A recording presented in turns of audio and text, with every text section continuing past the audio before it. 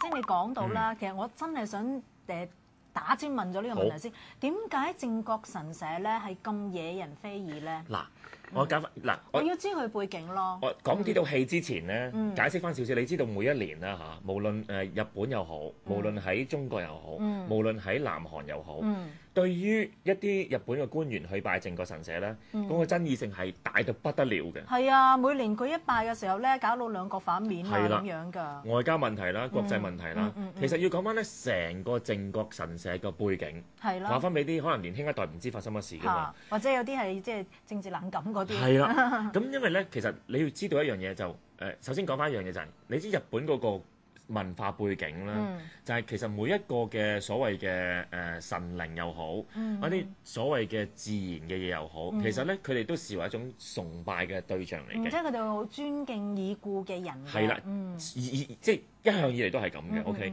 咁所以咧佢哋就設立咧咁多年嚟咧，就所謂一個叫做神社嘅制度。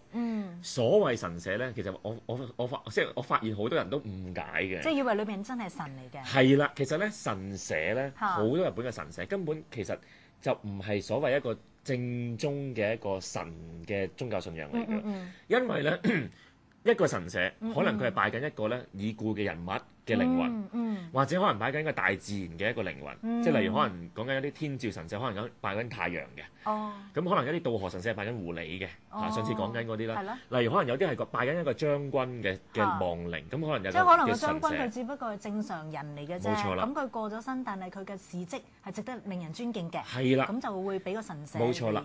咁同埋你諗下，其實呢個角度咧就似我哋中國人嘅咩？就似祠堂，係咯，或者係都似啦，或者係一啲你知道可能咩？以前關帝廟啊嗰啲都係人物去變咗一個所謂供奉嘅對象。係其實呢一方面咧就似係日本神道教嘅文化嚟嘅。所以有啲人甚至有啲學者去退一步嚟講添，甚至覺得日本所謂嘅神道教就根本係冇神嘅，即係其實冇神論嘅。純粹係尊敬一啲已故嘅人士，尊敬已故人士，尊敬出名人士，同埋尊敬一啲大自然嘅物品。就叫做神道。咁但係咧，點解靖國神社咁爭議咧？咁樣，因為咧嗱，靖國神社喺以前咧最 original 咧係一間好普通嘅神社咧，就係直情唔係叫做靖國神社嘅。佢當年創立嘅年代咧就係1869年，即係差唔多130幾年前。OK，佢當時係一間好細好細嘅廟仔嚟嘅。嗰個所謂嘅地方咧就叫做招魂社。咦，招魂社會唔會真係擺好多已故人士嘅神主牌咧？我哋叫原本唔係。原本係點咧？招魂社即係設立嘅時候咧，其實就係俾一啲咧所謂一啲可能係無名無姓，但係可能係喺戰爭裏邊死亡嘅人，或者可能有一啲死於非命嘅人，咁佢哋咧就因為你知道始終要葬佢哋，或者可能要俾個牌佢哋，俾個地方佢哋安置，即係好似我哋嘅感覺咁，有地方俾個家呢個靈魂咁樣。係啦，咁啊將呢啲嘅所謂嘅亡魂咧就供奉咗去呢個招魂社裏邊。咁後來咧。你知道啦，百幾年前開始，日本亦都同好多國家嘅戰爭啦。咁越嚟越多一啲咧係為國捐軀嘅人咧，即係當然係講日本啦嚇，為日本去捐軀嘅人士咧死咗啦嚇。尤其是有啲可能係將軍啦，有啲可能係士兵啦咁樣。咁佢就會咧啲人翻到嚟嘅時候咧，就呢啲嘅所謂嘅靈位又好，呢啲所謂嘅戰爭嘅死難者又好，咁就會擺埋落去呢個所謂招魂社。咁過咗10年8年之後咧，佢開始呢個招魂社咧就開始擴充。就慢慢越嚟越多啦，越嚟越多，係啦，就變咗一個好大型，甚至係慢慢去到咧，就變咗一個國家級嘅神社，就改埋名，就叫做靖國神社。但係點解會改咗做靖國神社？有冇特別意思㗎？靖國我諗佢哋所謂嘅靖國都係講緊係為自己國家捐軀嘅亡靈，所以係啦，咁啊好簡單地，直情個名都係咁嘅意思㗎啦。咁慢慢咧，就所有差唔多係為國捐軀，或者係為日本係付出嘅人死亡，都供奉咗喺入邊。咁佢哋咧，當然佢個墳墓有啲喺入邊，有啲唔係啦嚇。咦？咁係咪一個係對日本嘅士兵嚟講係個崇高嘅葬即係擺自己嘅靈位嘅地方㗎？你可以咁講啦，即係例如如果嗰個日本嘅地方係呢個人係為日本而犧牲咗嘅，咁佢當係算係一個為國家付出咗，而供奉咗佢入邊嘅話咧，其實一個對日本人嚟講係一個所謂視為高尚嘅嘢嚟嘅。咦？但係一路聽你咁樣講，我唔覺得有咩大問題喎。嗱，直到幾時出問題咧？其實一路以嚟都冇問題㗎，因為你呢個只不過係一個可能自己日本人本身一個所謂供奉自己對自己國家有貢獻嘅人啊嘛。直到咧就係2次大戰結束咗之後，咁你知道啦，當時就係日本係戰敗咗啦嚇。雖然日本永遠都唔會講自己戰敗㗎嚇，佢永遠都話俾自己叫終戰啊嚇。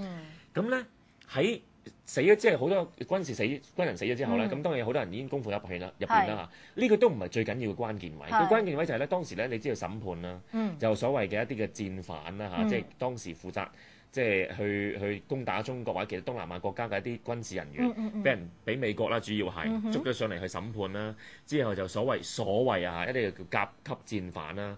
因為你知道咧，其實日本二次大戰結束之後有好多謎團嘅歷史嘅，即係包括有好多人係不被受審嘅。OK，咁但係當然你而家再查翻好多記錄，就知道原來係美國幫拖，係令到部分人咧係唔使受審嘅。咁呢啲故事仲要係呢啲唔係故事，呢啲歷史啊，呢啲歷史仲要係喺克林頓時代啦，係爆咗好多呢啲嘅檔案出嚟嘅。如果再講，我哋要10集㗎。我哋可以，所以呢啲你哋自己揾故事。但係咧，最主要就係後來呢啲甲級戰犯即係被判死刑啦，就處斬咗啦，處死咗啦。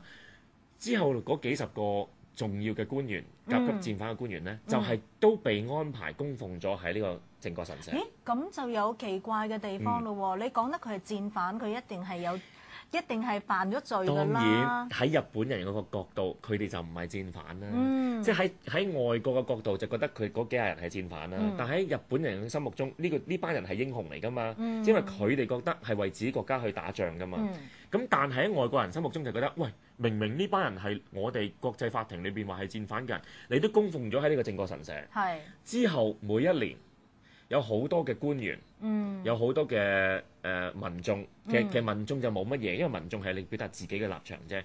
但係主要係官員、首相，甚至日本嘅天皇，都會私底下或者係公開地去進行呢個拜祭，係啦，咁就引起所有鄰國嘅不滿啦。因為你嗰個意識形態就係話，你代表緊，因為你係有官位啊嘛，咁你代表緊呢個國家去做緊呢個行為嘅時候，係咪即係話你認同呢班人去侵略其他國家嘅行為咧？咁樣，所以就引起點解其他國家會咁反感？但係呢個係咪最主要嘅原因咧？最主要嘅原因。咁但係咧，其實佢裏邊係咪真係全部葬嘅都係日本人嚟㗎咧？嗱，呢個就得意啦。呢個故事咧，我話俾你聽，靖國神社點解咁奇怪咧？就係因為咧裏邊咧曾經有個講法嘅，當年啦嚇，10年前度啦，有啲人就話當中咧有啲人咧未必一定係日本人嘅，包括當時有人話李登輝個細佬咧，都係幫日本打仗嘅，當年係咁就葬埋喺靖國神社嘅。即係話，如果係幫日本嗰嘅出過兵啦，咁樣講，幫佢出過征、出過兵嘅人。捐咗區都係喺裏邊安奉。有部分嚇，咁但係咧過咗好多年之後咧，有一次咧有啲人就再講翻呢單 case 嘅時候咧，咁啊李家咧即係台灣嘅李家咧就話其實咧曾經係，佢話但係咧已經李登輝嘅細佬嗰個神位咧就已經攞翻台灣啦咁樣，但係當然冇人知道真相啦，因為得佢哋知啦嚇。咁但係後來我聽咗一個我都覺得幾匪夷所思嘅故事，但係呢個我未揾到答案嘅，因為曾經咧啲人研究靖國神社嘅時候咧，就喺度講緊原來咧喺另外東京有一個嘅神社咧，我遲早會去揾嘅。嗰個神社我知道係叫咩名嘅，但我而家唔講啦嚇。嗰個神社竟然咧係供奉緊一個中國人，但係嗰個中國人咧姓李㗎？唔係，嗰個中國人係漢奸。下一 part 講下。